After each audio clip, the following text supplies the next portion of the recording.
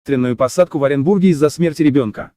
В среду в аэропорту Оренбурга вынужденно сел самолет, летевший из Москвы в Душанбе. Причиной тому стала смерть одного из пассажиров, 3-летнего мальчика. Как рассказали ОК в управлении на транспорте МВД РФ по Уральскому федеральному округу, воздушное судно следовало из аэропорта Внуково. Лидер ЛДПР Жириновский приедет в Таджикистан с рабочим визитом.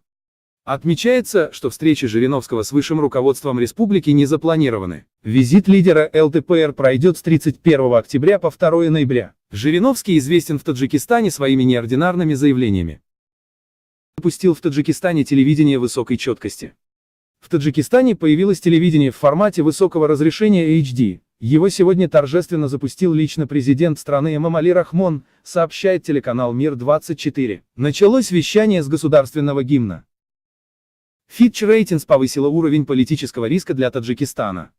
Рейтинговое агентство Fitch Ratings повысило уровень политического риска для Таджикистана до 49% из-за растущей угрозы стабильности в стране, сообщается в материале на сайте Fitch Solutions. Москва принимает в межпарламентский форум Россия-Таджикистан. Традиционный межпарламентский диалог между Советом Федерации и Высшим собранием Таджикистана Маджлиси-Оли проводится раз в 2 года. Нынешний форум Россия-Таджикистан, потенциал межрегионального сотрудничества принимает Москва.